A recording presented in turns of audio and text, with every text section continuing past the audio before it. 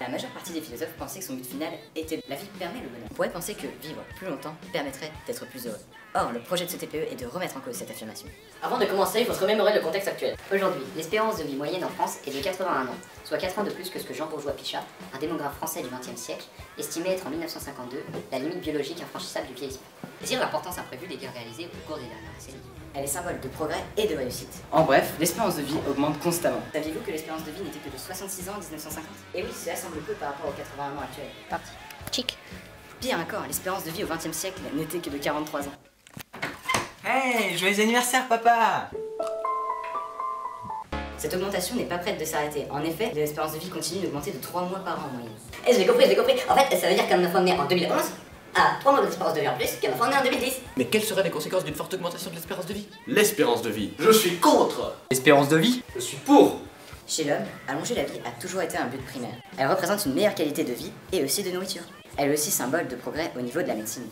Ok, donc comme le montre ce graphique où la ligne rouge représente la population mondiale et la ligne bleue l'espérance de vie, on voit bien qu'il y a un rapport entre les deux. L'augmentation de l'espérance de vie est un facteur majeur de l'augmentation de la population mondiale. Ça, c'est la première partie du TPE. Plus de besoins pour toujours les mêmes ressources alors que déjà des problèmes se font ressentir. Certains pays manquent d'énergie comme l'électricité ou le pétrole. Nous sommes déjà obligés de recourir à des systèmes polluants comme le nucléaire par exemple. De plus, des scientifiques œuvrent chaque jour pour trouver de nouvelles énergies qui pourront nous aider demain. Ouais gros, moi aussi je pense que la société moderne elle consomme trop, hein. Faut mettre fin à cette société de consommation capitaliste, touche pas mon coca. En bref, l'allongement de l'espérance de vie aggraverait ce problème. Eh, ça me rappelle une théorie du 18e siècle.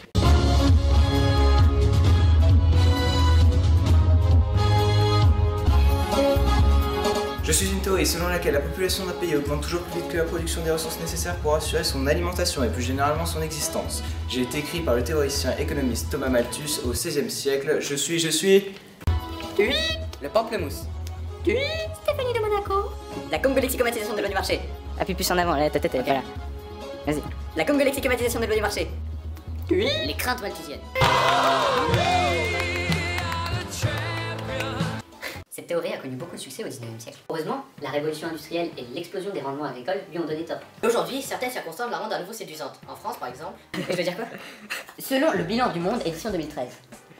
Selon le bilan du monde édition 2013, la France a eu une croissance du PIB de 0,2% au troisième trimestre de 2012. Ce qui est très peu comparé à l'augmentation de la population, qui était de 1,6 cette année, soit 0,4% ce trimestre.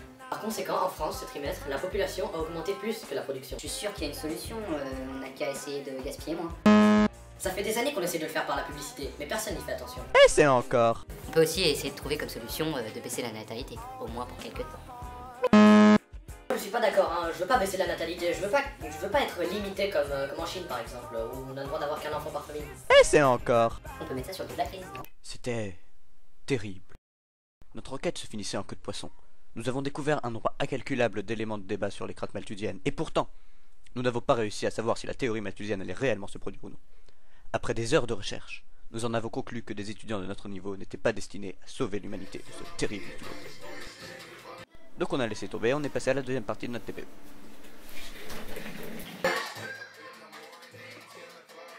Attendez, mais si on augmente l'espérance de vie, il y aura pas plus de malades, hein, il y aura pas moins de médicaments, il y aura pas des pénuries de médicaments. C'est terrible. Et oui, cette question a suscité de nombreux débats. Ça, c'est la question qu'on s'est posée pour la deuxième partie de notre TPE.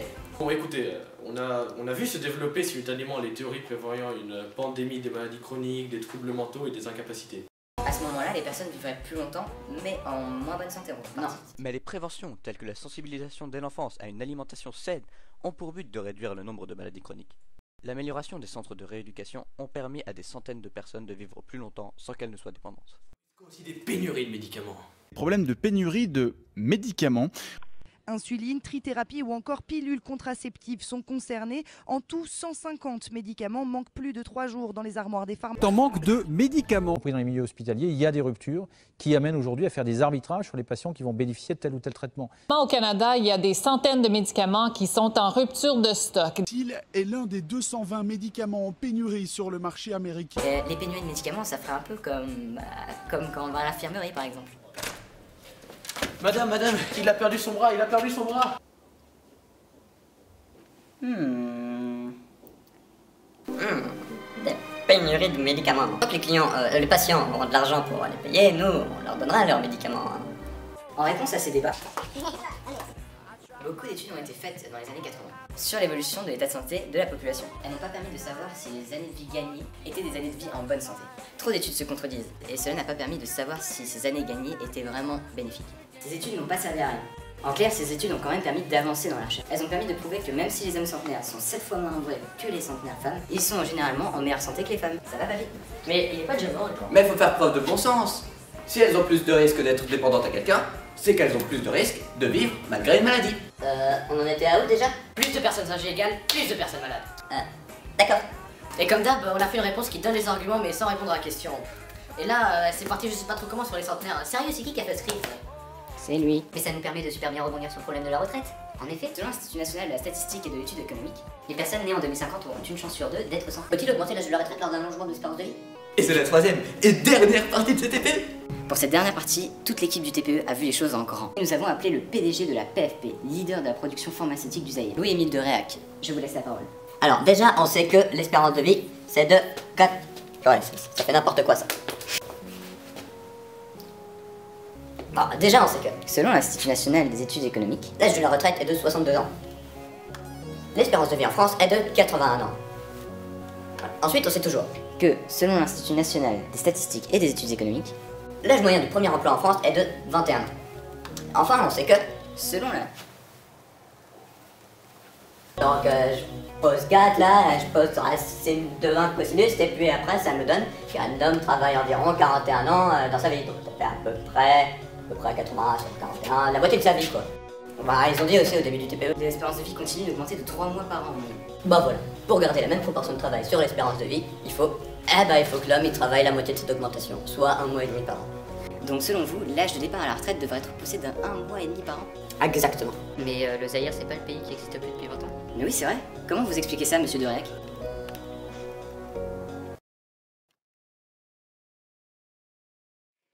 Je suis contre l'allongement de la retraite. Et moi je suis pour. Tu veux sérieusement me défier? Vous battez pas. Ah, vous pourriez faire une bataille de rap tant qu'on y est.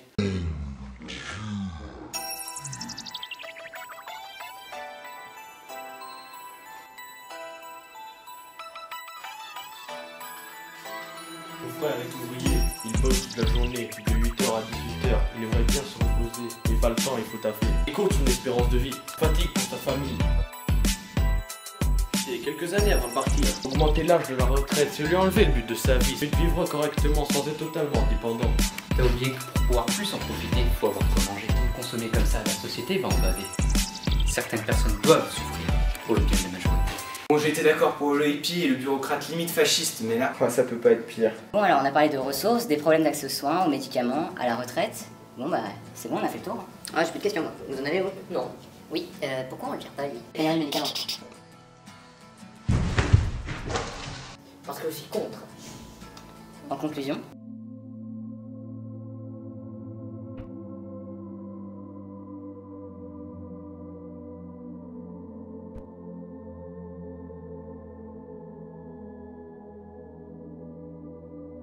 Alors, on va garder en bas de ça. Voilà.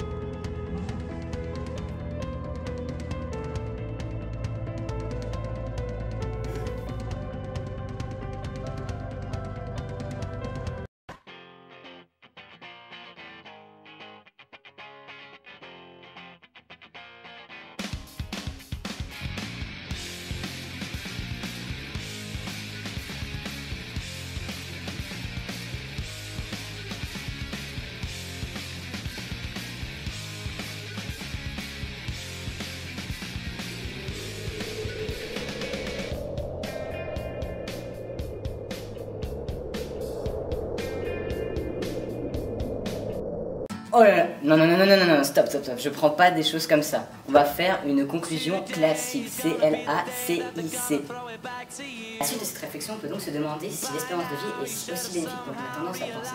L'espérance de vie sera bientôt au cœur de débats insolvables, du fait que toutes les personnes ont des intérêts différents.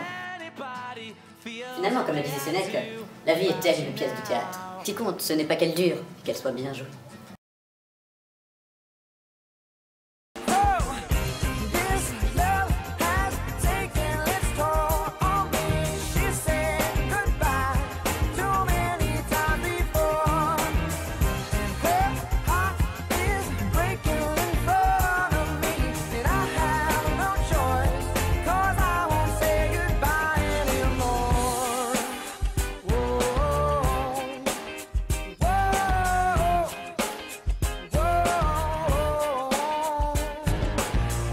Tried my best to feed her appetite, keep her coming every night, so hard to keep her satisfied. Oh, kept playing love like it was just a game, pretending to feel the same, but turn around and leave again. But oh, this love has taken its toll on me. She said goodbye too many times before.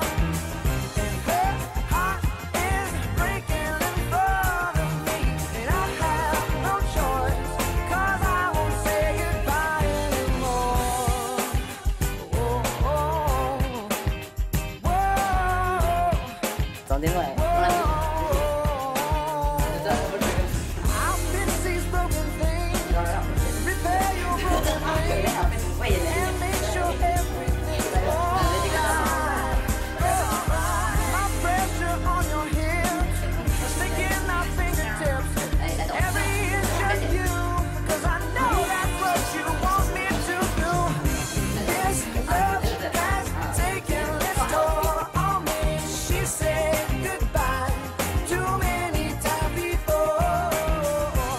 Puis là, tu finis sur la vie est comme une pièce de théâtre. Ce qui compte, ce n'est pas qu'elle dure longtemps, mais qu'elle soit bien jouée. Non mais sérieux les gars, on doit donner ça à des profs. Moi j'entends dire qu'il fallait prendre du plaisir dans les TPE, hein, et pas avec la vie, c'était le bonheur. Ouais, moi on a bien rigolé. Hein. Et de toute façon, il ne faut pas pleurer de ce qui n'est plus, mais être heureux pour ce qui a été. Dans le prochain épisode, toute l'équipe de ce TPE reviendra pour débattre des méthodes d'allongement de la vie. Nous en saurons aussi plus sur la véritable identité de Louis-Émile de Réac. Bref, ne manquez pas le prochain épisode de ce TPE.